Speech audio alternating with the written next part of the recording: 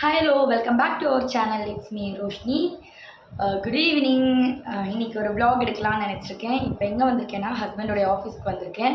என் husband எனக்கு lemon tea போட்டு கொடுத்தாங்க.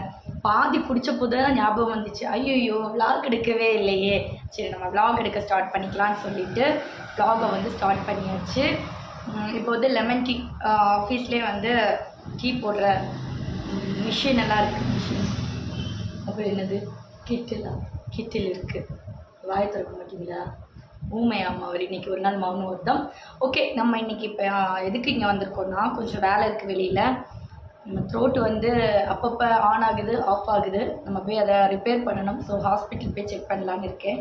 அதுக்காக நம்ம வெளியில் வந்திருக்கோம். நான் ஒரு காஃபி குடிச்சிட்டு அப்படியே நாங்கள் கிளம்ப போகிறோம். vlog கண்டினியூ பண்ணலாம் வாங்க. மறக்காமல் சப்ஸ்கிரைப் பண்ணுங்கள், லைக் பண்ணுங்கள், சப்போர்ட் பண்ணுங்கள். டாக்டருக்கு வேண்டி வெயிட்டிங். சரி, அவங்க கூப்பிடும்போது உள்ளே போகலாம். டாக்டர் பார்த்தாச்சு, வெளியில் வந்தாச்சு. வீட்டுக்கு வந்து எல்லா விஷயம் சொல்கிறேன், வெயிட் பண்ணுங்கள். ஹாஸ்பிட்டல் போயிட்டு இப்போ தான் வீட்டுக்கு வந்தேன். வீட்டுக்கு வந்து சாப்பிட்டுட்டு சரி நம்ம லைவை வந்து கம்ப்ளீட் பண்ணிக்கலாமேன்னு சொல்லிட்டு கம்ப்ளீட் பண்ண வேண்டி வந்துட்டேன். டாக்டர்கிட்ட போய் இங்கே பக்கத்தில் தான் கிளினிக். டாக்டர்கிட்ட போய் பார்த்தோம். டாக்டர் என்ன சொன்னாங்கன்னா, எண்டோஸ்கோபி பண்ணி பார்த்தாங்க. ஸ்ப்ரே பண்ணிவிட்டு நம்ம தொண்டையை வந்து மறைச்சாங்க. ஏன்னா அந்த கேமரா உள்ளே விடும்போது அவங்களுக்கு தொண்டை நமக்கு ஒரு மாதிரி இருக்கும்ல, அதனால் அதை மறைவிச்சிட்டு கேமரா உள்ளே விட்டு பார்த்தாங்க த்ரோட்டில் என்ன ப்ராப்ளம் அப்படின்னு. எனக்கு இது செகண்ட் டைம் வந்திருக்கு, உங்களுக்கு தெரியும்னு நினைக்கிறேன். ஐ திங்க் ஒரு 1 மந்த்துக்கு முன்னாடி எனக்கு இதே மாதிரி வந்துருந்துச்சு. அப்புறம் நம்ம வந்து ஒரு 1 வீக் தொடர்ந்து அவ்வளோவா அதிகமாக லைவ்ல எல்லாம் பேசாமல் ரெஸ்ட் எடுத்ததுனால நமக்கு திரும்ப அது ஓகே ஆயிடுச்சு. நார்மல் பேக் டு வாய்ஸ் வந்துச்சு. பட் இப்போ நம்ம திரும்பவும் வந்து லைவ் பேசுகிறதுனால திரும்பவும் நம்ம வாய்ஸ் வந்து ப்ராப்ளம் வந்தது. அதனால் என்ன சொல்லியிருக்காங்கன்னா, டாக்டர் ரொம்ப ஸ்ட்ரெயின் பண்ணி பேசக்கூடாது, ஒருத்தங்களுக்கு பேசுகிறதுக்கு ஒரு லிமிட் இருக்குது. அதாவது ஒரு ஒரு சவுண்டுக்கு ஒரு லிமிட் இருக்குது. அந்த லிமிட்டை தாண்டிட்டோன்னா இப்படி தான் த்ரோட்டில் வந்து லைட்டாக ஒரு மாதிரி சதம் மாதிரி இருக்கும். அது இப்போ நீங்கள் இப்படி விட்டுட்டீங்கன்னா ஓகே, ரெஸ்ட் எடுத்து இது பண்ணிட்டீங்கன்னா ஓகே, இல்லைன்னா சர்ஜரி பண்ணுற அளவுக்கு கூட வரும்.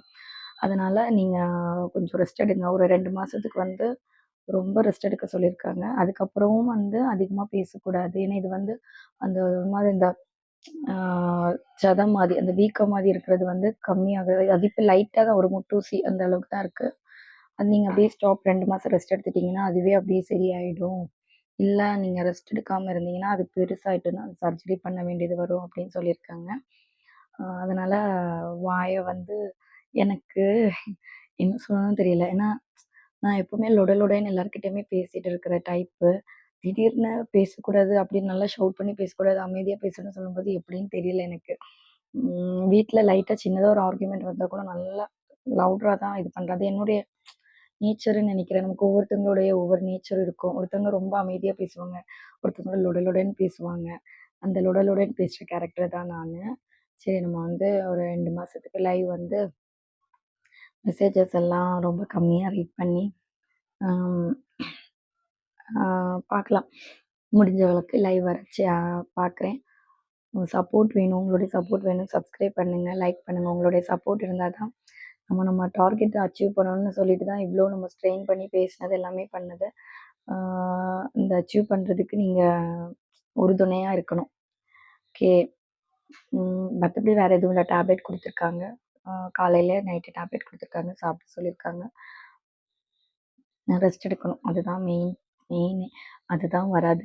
நான் கொஞ்சமாக அப்படியே இப்போ டாக்டர் பார்த்துட்டு வரும்போதே கொஞ்சம் அப்படியே அப்செட் ஆனேன்னு சொல்ல முடியாது. ஒரு மாதிரி என்ன யோசிச்சுட்டே இருந்தேன். அப்போவே அவர் சொல்றாரு, "என்ன யோசிச்சுட்டே வர? ஃபேஸ் எல்லாம் டல்லா இருக்கு" அப்படின்னு. என்னுடைய நேச்சர் அதை அப்படி பார்த்து பார்த்து சடனா அந்த சைலண்ட் ஆனா அது ஒரு மாதிரி இருக்கும். அதனால தான் ப்ரீத்திங் ப்ராப்ளமும் இருக்கு. எனக்கு இடைக்கிடைக்கு அந்த ப்ரீத்திங் ப்ராப்ளம் அப்புறம் இந்த நான் கூட நினச்சேன் சளி இருக்கிறனால அப்படின்னு நினச்சேன். ஏன்னா நம்ம இப்படி காரும்போது சளி தான் வரும். அதனால ப்ராப்ளம்னு நினச்சேன். பட் அது கிடையாது. இது இருக்கிறனால அவங்க சொன்ன சிம்டம்ஸ் எல்லாமே இதில் இருக்கிறது எனக்கு. அதனால தான் இது வந்திருக்கு. சரி, பார்க்கலாம். ஓகே. எனிவே நம்ம அடுத்த ஒரு அடிப்பொலி விலாகில் பார்க்கலாம். அனைவருக்கும் மிக்க நன்றி. எனக்கு ரொம்ப சப்போர்ட் பண்ணுறீங்க எல்லாரும்.